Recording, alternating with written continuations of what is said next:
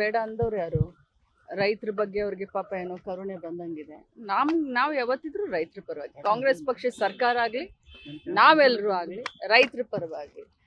ರೈತರಿಗೋಸ್ಕರ ಏನು ಮಾಡಿದ್ದಾರೆ ಅಂತ ಒಂಚೂರು ಒಂದು ಪಟ್ಟಿ ಬಿಡಕ್ಕೆ ಹೇಳಿ. ಮೊದಲು ನಾಚಿಕೆ ಆಗಬೇಕು BJP ಅವ್ರಿಗೆ. ರೈತರ ಮೇಲೆ ಗೋಲಿಬಾರ್ ಮಾಡೋದಂಥವ್ರು. ಡೆಲ್ಲಿಯಲ್ಲಿ ಚಳಿಯಲ್ಲಿ ಮಳೆಯಲ್ಲಿ ಎಷ್ಟು ನೂರಾರು ಜನ ರೈತರ ಸತ್ರು. ರೈತರ ಮೇಲೆ ಗಾಡಿಯನ್ನು ಹತ್ತಿಸಿದಂಥವ್ರು. ಏನೇನು ರೈತರ ಬಗ್ಗೆ ಇದನ್ನು ಮಾಡ್ತಾರೆ?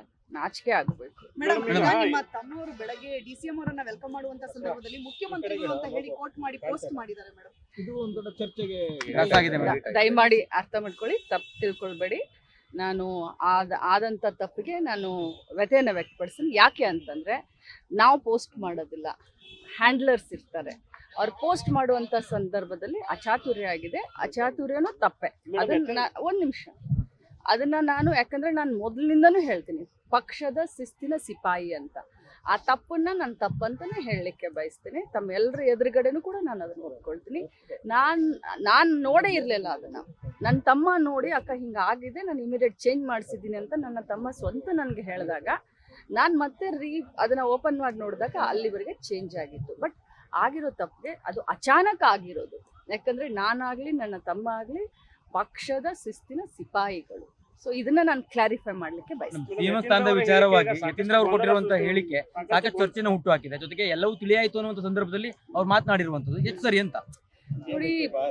ಎಷ್ಟು ಸರಿ ತಪ್ಪು ಅಂತ ಹೇಳೋಳು ನಾನಲ್ಲ, ಬಟ್ ಹೈಕಮಾಂಡ್ ಮೇಲೆ ನಾವೆಲ್ಲರೂ ಬಿಟ್ಟಂತ ಸಂದರ್ಭದಲ್ಲಿ, ಸ್ವಂತ ಮಾನ್ಯ ಮುಖ್ಯಮಂತ್ರಿಗಳು ಹೇಳಿದಂಥ ಸಂದರ್ಭದಲ್ಲಿ ಹೈಕಮಾಂಡ್ ಹೇಳಿದ್ನ ಕೇಳ್ತೀನಿ ಅಂತ DK ಶಿವಕುಮಾರ್ ಸಾಹೇಬ್ರು ಹೇಳಿದಂಥ ಸಂದರ್ಭದಲ್ಲಿ ಇನ್ನು ಗೊಂದಲಕ್ಕೆ ಎಡೆ ಮಾಡಿ ಕೊಡಬಾರ್ದು. ನಾವೆಲ್ಲರೂ ಜವಾಬ್ದಾರಿಯುತ ಸ್ಥಾನದಲ್ಲಿ ಇದ್ದಂಥವ್ರು ಗೊಂದಲಕ್ಕೆ ಎಡೆ ಮಾಡಿ ಕೊಡಬಾರ್ದು. ಅವ್ರು ಏನು ಹೇಳ್ತಾರೋ ಅದನ್ನ ಅವರಿಬ್ರು ಕೇಳ್ತಾರೆ. ಹೈಕಮಾಂಡ್ ಏನು ಹೇಳುತ್ತೋ ಪ್ರತಿಯೊಬ್ರು ನಾವು ಕೇಳ್ತೀವಿ. ಸೊ ಗೊಂದಲಕ್ಕೆ ಎಡೆ ಮಾಡಿ ಕೊಡಬಾರ್ದು ಅಂತ ಇಷ್ಟು ಹೇಳ್ತಾರೆ. CM ಪುತ್ರನಿಗೆ ಒಂದು ನ್ಯಾಯ ಅಥವಾ ಉಳಿದವರು ಒಂದು ನ್ಯಾಯವ ಕಾಂಗ್ರೆಸ್ ಪಕ್ಷದಲ್ಲಿ ಅನ್ನುವಂಥ ಪ್ರಶ್ನೆಯೂ ಕೂಡ ಉದ್ಭವ ಆಗಿದೆ. ಯಾಕಂದ್ರೆ DK ಶಿವಕುಮಾರ್ ಅವರ ಪರವಾಗಿ ಮಾತಾಡಿದ ಸಂದರ್ಭದಲ್ಲಿ ನೋಟಿಸ್ ಅನ್ನು ಕೊಟ್ಟಿದ್ರು. ಈಗ ಯತೀಂದ್ರ ಅವ್ರಿಗೆ ಯಾವುದೇ ರೀತಿ ನೋಟಿಸ್ ಅನ್ನು ಕೊಟ್ಟಿಲ್ಲ. ನನಗೆ ಅದ್ರ ಬಗ್ಗೆ ಗೊತ್ತಿಲ್ಲ and I don't want to comment on this. I really don't want to comment on this statement. Madam, Tipu Jayanti ಆಚರಣೆಗೆ ಮತ್ತೆ ಸರ್ಕಾರದಿಂದ ಟಿಪ್ಪು ಜಯಂತಿ ಆಚರಣೆ ಮಾಡಬೇಕಂತ ಒಂದು ಚರ್ಚೆ ಆಗ್ತದೆ. ಆಶಪ್ಪನವರು ಒತ್ತಾಯ ಮಾಡಿದ್ದಾರೆ.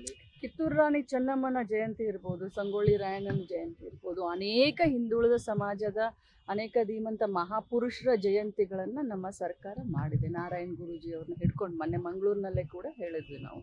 ಒಬ್ಬರದು ಇಬ್ಬರದು ಅಂತ ನಮ್ಮ ನಿಲುವು ಜಾತ್ಯತೀತ ನಿಲುವು. ನೀವು ಯಾಕೆ ಸ್ಪೆಸಿಫಿಕ್ ಆಗಿ ಟಿಪ್ಪು ಅಂತ ಹೇಳ್ತೀರಾ?